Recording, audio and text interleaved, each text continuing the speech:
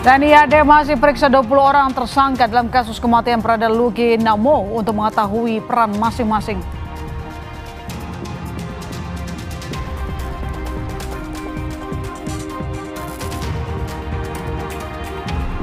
PPATK memberikan klarifikasi soal terblokirnya rekening Ketua Bidang Dakwah dan Ukhuwah MUI Khalil Hafiz.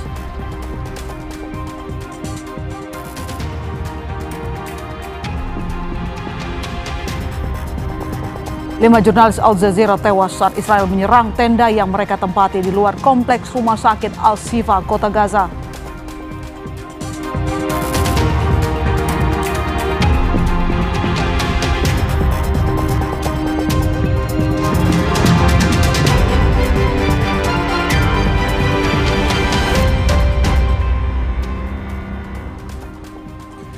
Selamat malam saudara, bertemu lagi di Kompas Malam bersama saya Maesi serta Rigan. Kita langsung ke berita pertama. Sebuah kompor portable meledak di pusat perbelanjaan di Maros, Sulawesi Selatan. 2 orang mengalami luka-luka.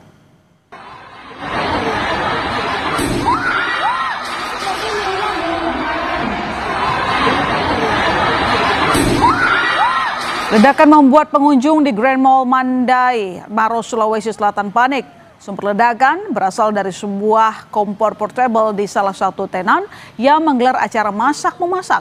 2 orang mengalami luka bakar ringan. Kasus dalam penanganan Polres Maros.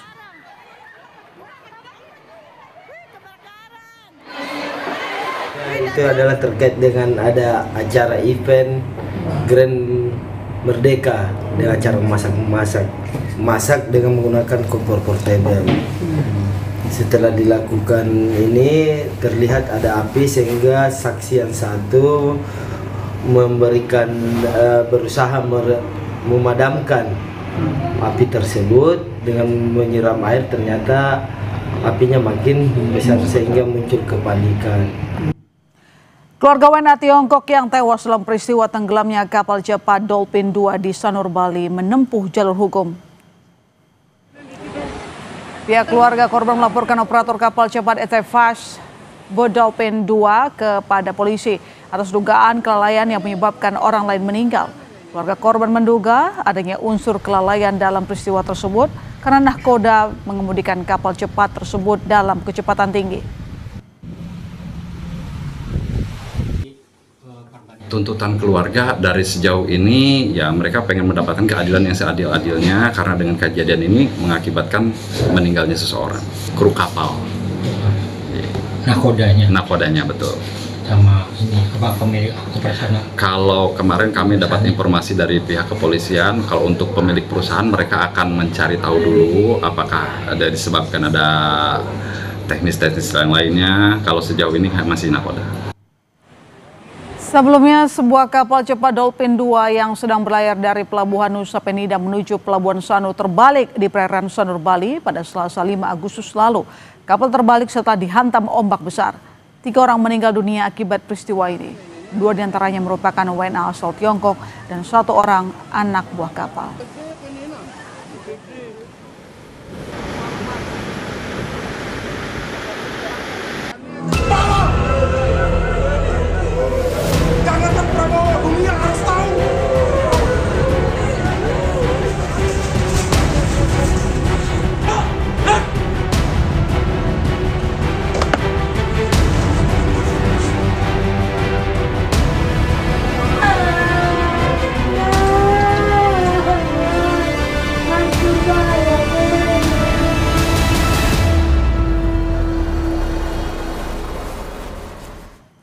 Seorang perwira pertama TNI AD menjadi salah satu dari 20 tersangka dalam kasus kematian Prada Luki Namo. Kadis Penat Brigjen Wahyu Yudayana menyebut motif dan peran masing-masing tersangka masih didalami. TNI AD menetapkan 20 orang tersangka dalam kasus kematian Prada Luki Namo.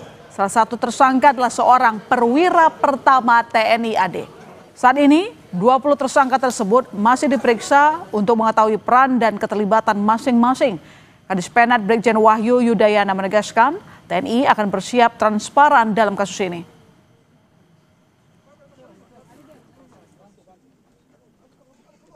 Setiap orang tentu punya peran dan porsi. Untuk perwira di organisasi kita TNI Angkatan Darat itu setiap unit satuan tentu ada penanggung jawab, ada komandan.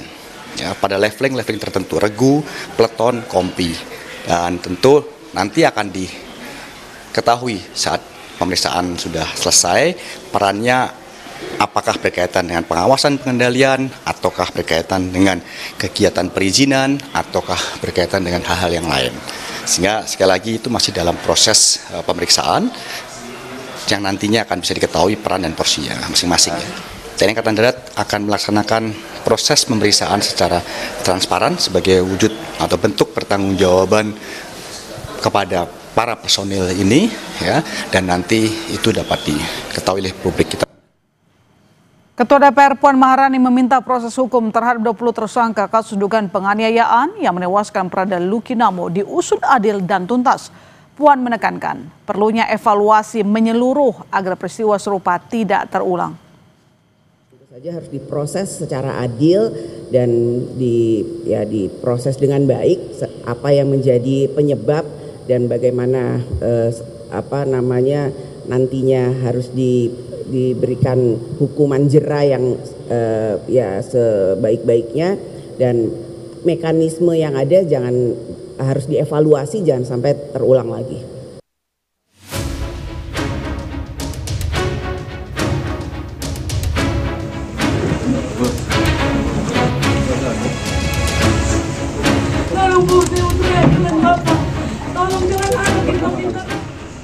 Tangis histeris Ibunda Prada Luki pecah saat Pangdam 9 Udayana tiba di kediamannya. Pangdam Udayana 9 bersama Daden Pom Udayana tiba di rumah Prada Luki Namo di asrama tentara Kuanino Kupang Senin siang. Pangdam menyebut 20 orang ditetapkan sebagai tersangka kasus kematian Prada Luki Namo. 20 tersangka yang sudah ditahan dan kemudian akan ditindaklanjuti dengan pemeriksaan selanjutnya. Ada 1 orang perwira. Prada Luki Namo yang baru 2 bulan bertugas sebagai prajurit TNI Angkatan Darat meninggal dunia pada 6 Agustus 2025 lalu. Kakak Prada Luki, Novilda Luciana Hetinina Namo, mengaku menemukan kejanggalan atas kematian adiknya. Menurut Novilda, berdasarkan informasi awal yang diterima keluarga, penyebab kematian Prada Luki akibat terjatuh dari bukit. Namun keluarga meragukan hal itu ketika melihat tubuh Prada Luki yang penuh dengan luka. Keterangan meninggalnya itu kemarin bilangnya jatuh kalau dari suratnya itu bilangnya jatuh dari bukit. Kalau foto aslinya itu ada di tabisnya, ada di saya. Itu luka dari mana-mana? Lukanya itu dari dia punya lengan sini sampai di kaki. Jadi mereka tutup rapat kami punya komunikasi dengan Luki. Selama Luki sakit, dari dia masuk rumah sakit sampai dia untung saya punya mama pergi. Kalau tidak berarti kita terima dia punya peti mungkin sudah dibungkus. Dan kita tidak tahu kalau ini anak punya badan ini penuh dengan luka-luka. Motif kematian Prada Luki Namo belum terungkap. Keluarga mendesak agar kasus kematian Prada Luki Namo diusut tuntas dan transparan. Tim Liputan, Kompas TV. Dugaan penganiayaan yang berujung kematian kembali terjadi di lingkungan TNI. Apa yang menjadi penyebab berulangnya kejadian ini? Kita bahas bersama anggota Komisi 1 DPR dari fraksi PDIP, TB Hasanuddin. Selamat malam, Pak TB. Selamat malam. Pak TB, Prada Luki, dia senior hingga akhirnya meninggal dunia. Apa benar senioritas di TNI sangat kental? Bahwa senioritas di TNI itu ada, iya, ya.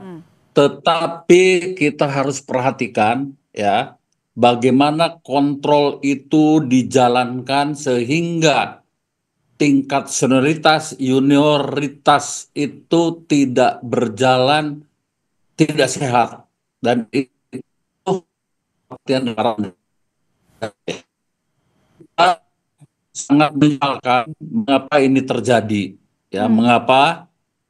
Karena di situ awalnya terlibat, ya, sebagai tersangka 4 orang, setelah mendapatkan informasi-informasi dari sekitar, termasuk dari keluarganya, dari kakaknya, lalu sekarang tersangka berubah dari 4 menjadi 20. Ya, termasuk di dalamnya ada seorang perwira. Dan perwira itu ternyata bukan perwira dari tempat lain atau dari mungkin satuan lain, tetapi dia adalah komandan peletonnya sendiri. Artinya, kejahatan pembunuhan yang dilakukan secara bersama-sama itu diketahui oleh komandannya. Nah, ini menarik.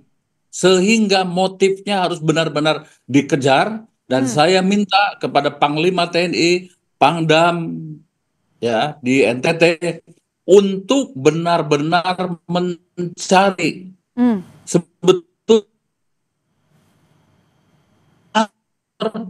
dibunuh beramai-ramai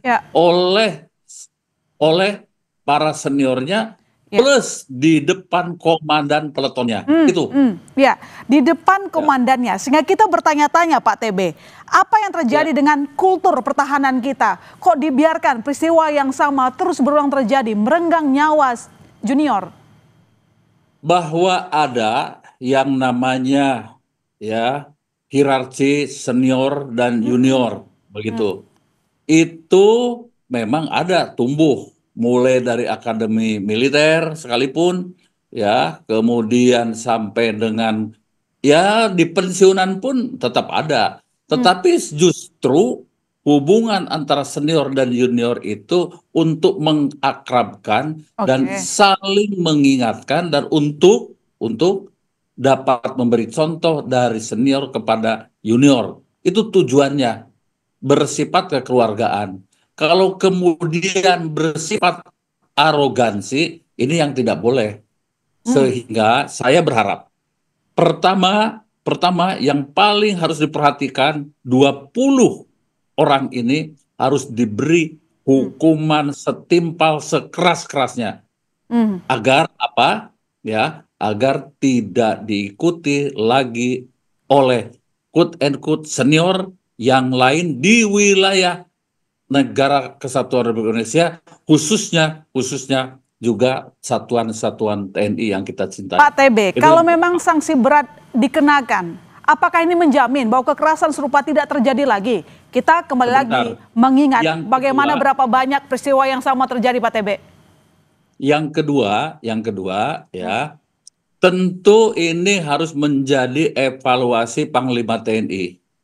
Ya, dari situ dibuat semacam program, bukan program tapi kajian yang kemudian melahirkan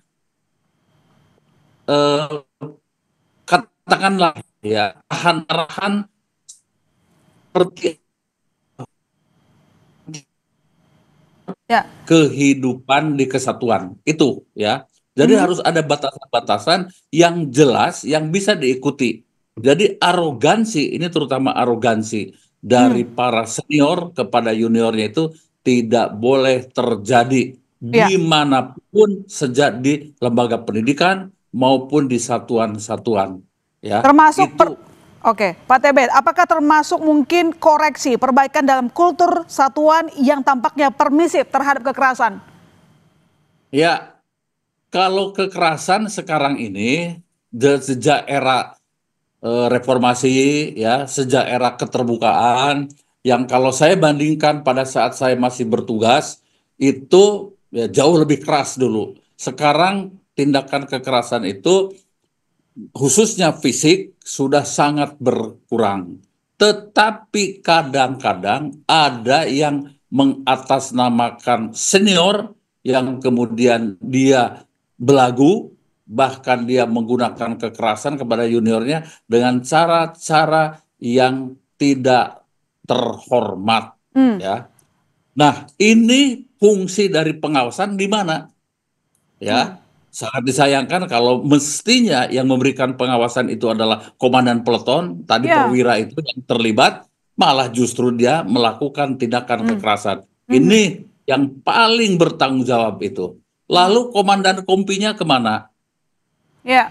Nah, kemudian juga kita taikkan ke atas, seperti apa sikap dari komandan batalionnya. Karena begini, ya, ketika ini terjadi, dinyatakan meninggal, itu kan awalnya terselubung, seolah-olah menurut kakaknya bahwa Prada Luki ini jatuh dari ketinggian.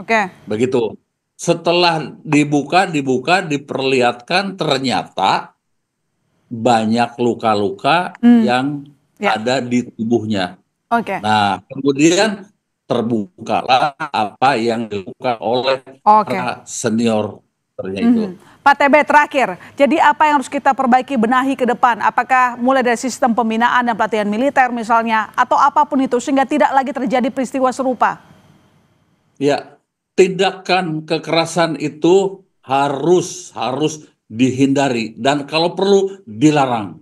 Ada cara-cara untuk mendisiplinkan prajurit dengan cara yang lebih manusiawi. Itu yang pertama.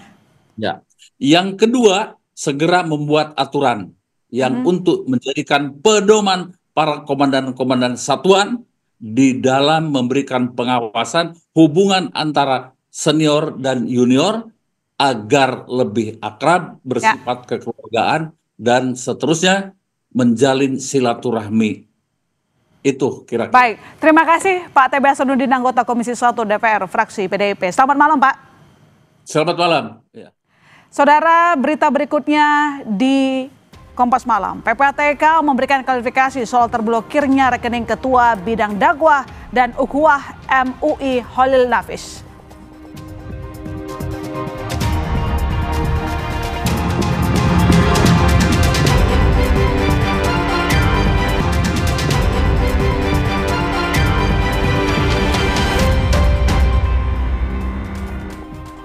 Pusat Pelaporan dan Analisis Data Keuangan atau PPATK memberikan klarifikasi ke Majelis Ulama Indonesia soal terblokirnya rekening Ketua Bidang Dakwah dan Ukhuwah MUI Khalil Nafis. Rekening itu berisi ratusan juta rupiah uang yayasan. Deputi Pelaporan dan Pengawasan Kepatuhan PPATK Fitriadi datang ke kantor pusat MUI di Menteng, Jakarta Pusat terkait terblokirnya rekening yayasan Ketua MUI Bidang Dakwah dan Ukhuwah Khalil Nafis. PPATK memastikan pemblokiran rekening Ketua MUI itu bukan dari pihaknya, tapi dari pihak bank yang mendeteksi rekening Khalil Nafis tidak aktif selama 6 bulan.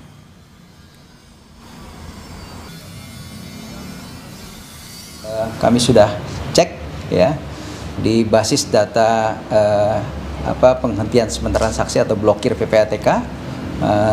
Sejauh ini ya tidak ada pemblokiran atas nama Kiai Haji Khalil Nafis maupun yayasannya. Ada rekening yang terkait dengan Kiai Khalil Nafis ya, kemungkinan memang tidak aktif dalam 6 bulan, tapi itu tidak dalam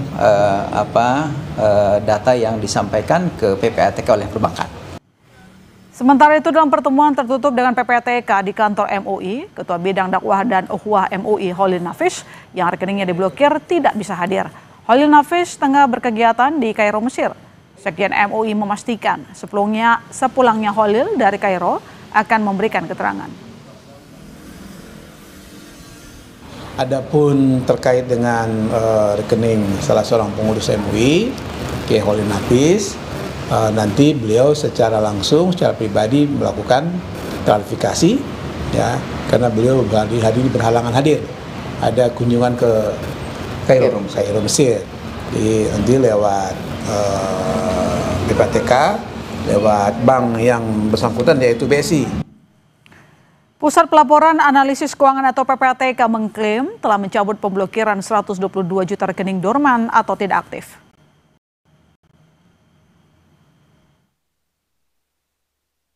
Setelah menuai kritikan dan penolakan, Pusat Pelaporan dan Analisis Data Keuangan PPATK mencabut kebijakan pemblokiran rekening tidak aktif atau dorman.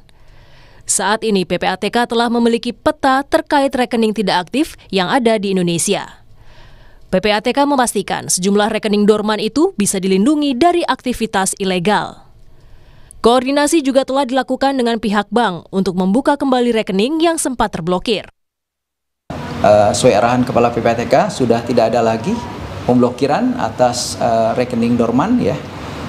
Dan kita juga sudah mengarahkan kepada pihak bank untuk segera merilis membuka rekening yang sempat diblokir ya atas permintaan PPATK ya. Alhamdulillah saat ini PPATK sudah memiliki peta risiko terkait dengan rekening dorman yang ada di Indonesia ya. Kita akan memastikan ya rekening-rekening dorman terutama yang umur dormannya itu lama sekali ya. Ada yang terutama yang 5 tahun ke atas, bahkan ada yang sampai 35 tahun. Sebelumnya, Kepala PPATK Ivan Yustia Vandana menyebut pemblokiran rekening bank tidak aktif atau berstatus dorman dilakukan berdasarkan data yang diserahkan perbankan kepada PPATK. Pemblokiran sementara terhadap rekening dorman diklaim demi melindungi hak nasabah dan menjaga integritas sistem keuangan nasional. Total rekening dorman yang diblokir ada 122 juta rekening. Tetapi sejak Mei 2025, PPATK secara bertahap telah membuka kembali pemblokiran rekening dorman. Tim Liputan, Kompas TV. 3 mantan kader PDI Perjuangan gabung ke PSI. Ketua DPP PDIP Puan Maharani menanggapi santai kepindahan ex-kadernya ke partai berlogo gajah pimpinan Kaisang Pangarep itu. 3 ex-kader PDIP yang menyeberang ke PSI adalah Ginda Verah Triawan, Diah Retno Pratiwi, dan Wawanto. Puan tak mempersoalkan dan justru mempersilahkan ketiganya pergi jika sudah tak ingin lagi bersama.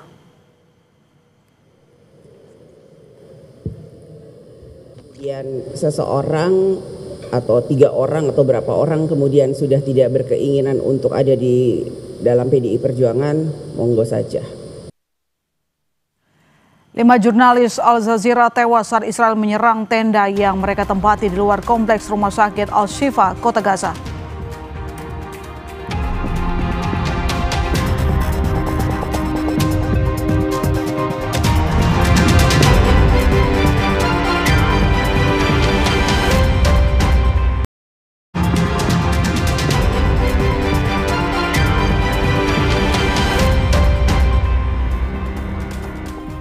Saudara, 5 jurnalis dilaporkan tewas dalam serangan udara Israel di dekat rumah sakit Al-Shifa di Kota Gaza pada hari Senin waktu setempat. Kelima jurnalis terbunuh saat Israel menyerang tenda yang mereka tempati di luar kompleks rumah sakit Al-Shifa, Kota Gaza. Dari 5 jurnalis yang terbunuh, salah satunya yakni Anas Al-Sharif. Militer Israel mengaku bertanggung jawab atas serangan terhadap jurnalis Anas Al-Sharif.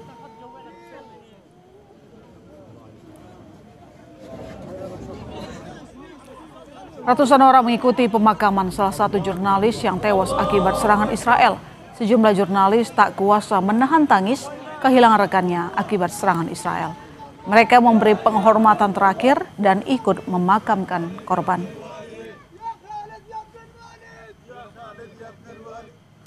Sebelumnya serangan Israel ke Gaza juga menewaskan pesepak bola Palestina Sulaiman Al-Obeid.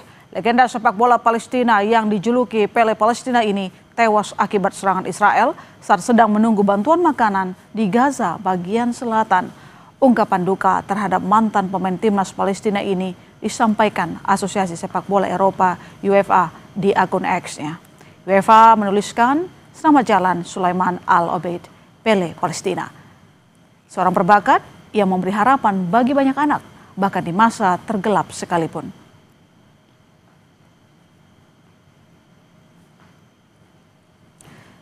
Australia sebagai negara sekutu kuat Amerika Serikat segera mengakui negara Palestina. Pengakuan ini secara resmi akan disampaikan dalam Majelis Umum Perserikatan Bangsa-Bangsa September mendatang. Pengakuan Australia terhadap Palestina akan disampaikan secara resmi pada Majelis Umum PBB bulan September. Perdana Menteri Australia Anthony Albanese menyatakan solusi 2 negara adalah jawaban kemanusiaan terbaik untuk mengakhiri penderitaan warga Palestina di Gaza. Today I can confirm that at the 80th session of the United Nations General Assembly in September, Australia will recognise the state of Palestine. Australia will recognise the right of the Palestinian people to a state of their own, predicated on the commitments Australia has received from the Palestinian Authority. We will work with the international community to make this right a reality. Status kenegaraan Palestina kian mendapat pengakuan dari banyak negara. Selain Australia, Selandia Baru juga mempertimbangkan pengakuan terhadap Palestina sebagai negara berdaulat. Sebelumnya, Prancis, Inggris, dan Kanada juga bersiap mengakui kedaulatan Palestina, menyusul Spanyol, Irlandia, dan Norwegia. Beberapa negara sekutu Amerika Serikat rame-rame berbalik akan mengakui negara Palestina pada sidang umum PBB September mendatang. Untuk mengulasnya, kami terhubung dengan Guru Besar Hukum Internasional Universitas Indonesia, Profesor Hikmahanto Juwana. Selamat malam, Prof. Selamat malam. Ya, kabar baik mungkin, tapi saya tidak tahu Anda optimis atau tidak. Ini banyak negara sekutu Amerika Serikat berbalik akan mengakui kedaulatan Palestina. Faktor apa yang paling mendasari perubahan ini? Faktor kemanusiaan. Jadi negara-negara ini yang biasanya menceramahi tentang hak asasi manusia, tentang tidak digunakannya kekerasan terhadap rakyat sipil, mereka sudah tidak bisa mentolerir apa yang dilakukan oleh Israel. Memang Israel di awal-awal selalu mengatakan bahwa serangan yang dilakukan ke Gaza itu ditujukan ke Hamas, karena Hamas melakukan serangan ke Israel tanggal 7 Oktober 2023. Namun demikian, apa yang dilakukan oleh Israel ini sudah di luar batas kemanusiaan, sudah tidak proporsional. Kalau misalnya itu dianggap serangan terhadap Israel, karena menyerang rakyat sipil, perempuan, anak-anak, laki-laki yang sudah tua tanpa pandang bulu. Dan inti dari Israel adalah, dan ini sudah terkuak informasi bahwa Israel di bawah Perdana Menteri Netanyahu hendak menguasai Gaza. Itu yang menjadi tujuan utama, sehingga mereka ingin memastikan bahwa rakyat Gaza akan tidak ada lagi di tanah rakyat Palestina di Gaza itu tidak akan ada lagi. Jadi mereka melakukan misalnya tindakan serangan, melakukan pembatasan terhadap makanan, minuman yang masuk sehingga rakyat Palestina di Gaza kelaparan, lalu kalau perlu melakukan serangan tembakan kepada mereka yang membutuhkan makanan ketika mereka berkumpul, dan kemudian juga melakukan evakuasi dari Gaza. Bahkan Perdana Menteri Netanyahu mengatakan kepada Presiden Trump bahwa yang ada di Gaza itu adalah open prison. Open prison itu adalah penjara yang terbuka. Mereka ini sebenarnya di penjara. Tapi Perdana Menteri Netanyahu mengatakan bahwa pilihan mereka, apakah mereka mau tetap atau mereka akan keluar. Ya tentu saja, pasti bagi masyarakat yang punya logika, mereka maunya akan keluar. Tetapi ini yang tidak terjadi pada masyarakat Palestina, karena mereka ingin tetap di tanah air mereka meskipun mereka sudah diperlakukan secara kejam oleh Zionis Israel. Dan negara-negara ini baru menyatakan sikap setelah melihat bagaimana Netanyahu ingin mencaplok Gaza dan juga Amerika Serikat yang tampaknya tidak mau tahu soal masalah kemanusiaan. Dan yang terakhir kita lihat bagaimana warga dari Gaza berebutan bantuan yang tampaknya mungkin, saya nggak tahu ada setuju atau tidak, apakah ada unsur kesengajaan dari konstruksi yang dibangun oleh Israel agar warga Gaza lebih makin menderita? Iya, itu yang diharapkan, bahwa makin menderita maka mereka akan keluar dari Gaza, kira-kira seperti itu. Dan ini sudah disinyalir oleh negara-negara yang seperti Australia, Kanada, Jerman, mereka-mereka yang selalu menceramahi kepada negara-negara berkembang bahwa hak asasi manusia harus diperhatikan. Hak asasi manusia merupakan hal yang sangat fundamental. Tetapi mereka sekarang sudah kehilangan muka, tidak punya moralitas lagi untuk mengatakan bahwa hak asasi manusia di Israel itu sudah diinjak-injak dan terus mereka dukung. Jerman saja sudah menghentikan bantuan-bantuan militernya ke Israel. Meskipun dari Perdana Menteri Netanyahu mereka mengatakan bahwa apa yang terjadi itu karena Jerman mendapatkan informasi yang salah dari para wartawannya. Coba seperti itu, maka mereka mengatakan tidak bisa lagi. Apalagi seperti negara-negara di Uni Eropa, mereka selalu mengatakan kepada kita Indonesia untuk meratifikasi statuta Mahkamah Kejahatan Internasional, untuk memperhatikan masalah pelanggaran HAM berat. Tetapi apa yang terjadi ketika Gaza dihabisi oleh Israel? Apa mereka diam saja? Mereka selama ini diam saja. Baru sekarang ini mereka akan berbalik untuk mengatakan bahwa tidak benar ini. Kita harus lawan. Terlalu lama diam dan sekarang ingin mengembalikan muka. Kalau saya meringkas yang dimaksud oleh Prof. Tapi begini, dengan pengakuan negara-negara besar ini, bagaimana Anda melihat nasib Palestina ke depannya?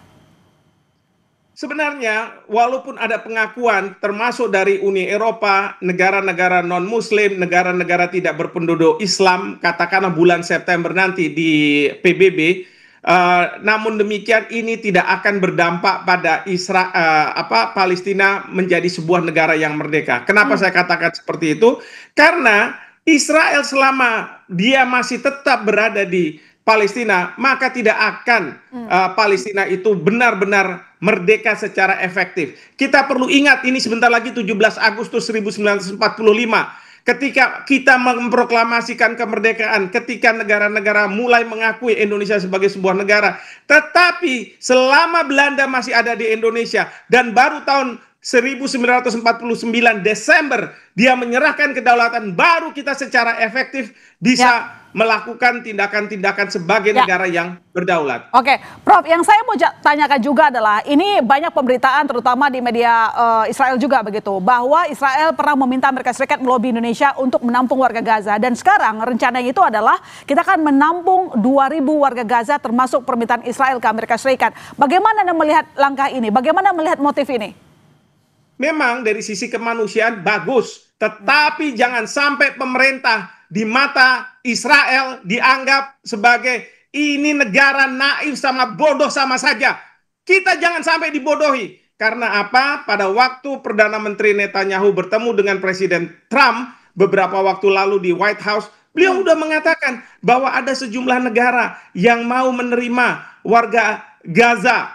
Dan Anda memperkirakan bahwa memang Indonesia pernah komunikasi soal ini, Prof? Jadi nggak semata-mata menggerakkan kemanusiaan sendiri? Ini ada berita dari BBC Indonesia yang saya kutip di sini. Petinggi Mossad David Barney juga dilaporkan telah berdiskusi dengan utusan khusus pemerintah Amerika Serikat Steve Witkoff guna meminta dukungan pemberian insentif kepada Indonesia dan 4 negara lain. Dan itu harusnya diklarifikasi oleh pemerintah ya, Prof? Benar atau tidak? Ini harus diklarifikasi oleh pemerintah. Benar nggak cerita seperti ini? Di BBC Indonesia, silakan dibuka. Bukan menurut Hikmahanto. Hikmahanto tidak ada artinya. Tetapi ini yang dibaca oleh Hikmahanto. Dan meskipun disampaikan oleh Kemenlu bahwa ini motif kemanusiaan, menurut Anda tidak cukup. Harus terbuka lagi. Siapa yang diajak untuk mengonfirmasi berita tersebut, berita liar itu? Harus misalnya otoritas Palestina mengkonfirmasi. Jangan kemudian kita sepihak mengatakan bahwa kita akan menerima, kita mempersiapkan. Tidak boleh seperti itu. Harus pemerintah Palestina kita konfirmasi. Dan yang kedua, pemerintah Palestina yang ada di Gaza, bukan yang ada di tepi barat. Karena mungkin saja di tepi barat mereka punya pandangan lain seperti di Gaza. Seperti itu. Baik, terima kasih Prof telah meluangkan waktu di Kompas Malam. Selamat malam, sehat-sehat selalu. Baik, selamat malam. Terima kasih. Saudara, sorotan berikutnya di Kompas Malam. Roy Suryo CS meminta penundaan jadwal pemeriksaan terkait kasus tudingan ijazah palsu mantan Presiden Republik Indonesia Joko Widodo di Polda Metro Jaya.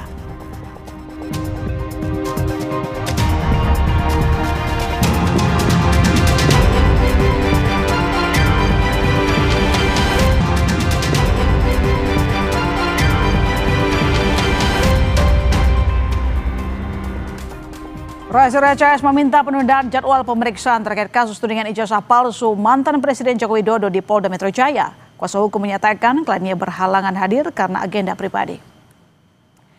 Roy Suryo CS sedianya dipanggil sebagai saksi terlapor di Polda Metro Jaya Selasa besok. Namun, kuasa hukum meminta pemeriksaan dijadwalkan ulang dengan alasan kliennya ada agenda HUT kemerdekaan Republik Indonesia. Kasus tudingan ijazah palsu Joko yang ditangani di Polda Metro Jaya sudah naik ke tahap penyidikan, namun belum ada penetapan tersangka. Polda Metro Jaya juga menjadwalkan pemeriksaan terhadap mantan Ketua KPK Abraham Samad terkait kasus tudingan ijazah palsu Jokowi. Abraham dipanggil dalam kapasitasnya sebagai saksi terlapor Rabu mendatang. Kuasa hukum menyatakan Abraham siap memenuhi panggilan polisi. Klien kami atas nama Roy Suryo Noto Diprojo sebagai saksi terlapor juga sudah menerima surat panggilan polisi dan akan diperiksa hari Selasa 12 Agustus 2025. Belum bisa dipenuhi klien kami karena klien kami pada jadwal-jadwal yang berkenaan yang saya sebutkan tadi ya, ada Senin, Selasa, Rabu, Kamis yang menjelang 17 Agustus 2025 ini sudah teragendakan berbagai agenda jelang perayaan 17 Agustus 2025. Mantan Menteri Perdagangan Tom Lembong mendatangi Komisi Yudisial untuk beraudiensi terkait laporannya mengenai dugaan pelanggaran kode etik dan perilaku Majelis Hakim Tipikor yang menjatuhkannya vonis 4,5 tahun penjara pada kasus impor gula.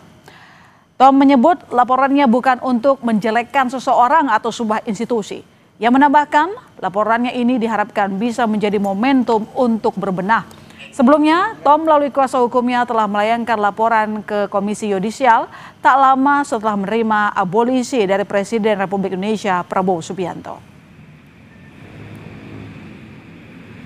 Kami menyampaikan bahwa tujuan kami dalam mengajukan laporan termasuk para hakim ke Komisi Yudisial itu 100% motivasi kami adalah konstruktif, ya. Tidak ada 0,1% pun niat destruktif. Komisi Yudisial berjanji akan menindaklanjuti laporan Tom Lembong soal indikasi pelanggaran hakim yang memberikan vonis. Komisi Yudisial menyebut ini jadi momen penting bagi Komisi Yudisial karena sudah menjadi perhatian publik. Karena ini menjadi atensi kita semua, menjadi momen penting. Karena mungkin seingat saya baru pertama kali ada pemberian abolisi. Ya. Jadi KY tentu akan menindaklanjuti laporan ini sesuai dengan kewenangan yang ada pada kami. Polisi membongkar sindikat penjual data pribadi untuk judi online dengan nilai transaksi mencapai 5 miliar rupiah. Kompas Malam segera kembali.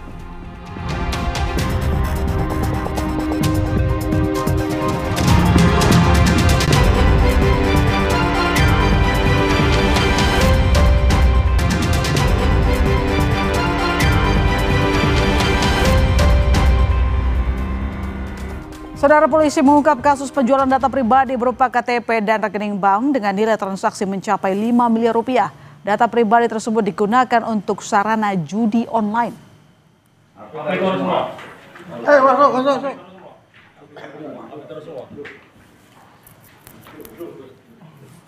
Satreskrim Polresta Sidoarjo menggerebek sebuah rumah kontrakan yang ada di kawasan Juanda, Kecamatan Sedati, Kabupaten Sidoarjo, Jawa Timur. 8 orang ditangkap dan ditetapkan jadi tersangka. Dalam menjalankan aksinya, tersangka mengiming-imingi korban dengan sejumlah uang agar korban bersedia membuat rekening.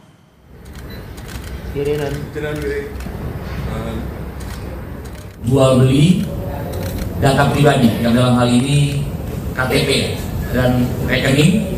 Yang KTP rekening, jual beli data pribadi berupa rekening bank yang digunakan sebagai sarana dalam melakukan judi online. Yang hasil kami lakukan penyitaan dari buku tabungan maupun ATM dan rekening itu perputarannya mencapai 5 miliar rupiah. Informasi tadi sekaligus menjadi penutup perjumpaan kita di Kompas Malam. Dan saudara, kami ingatkan Anda, jangan lupa cukupi kebutuhan air mineral Anda setiap hari dan rasakan kesejukannya. Saya Mahasiswa Targan pamit, sampai jumpa.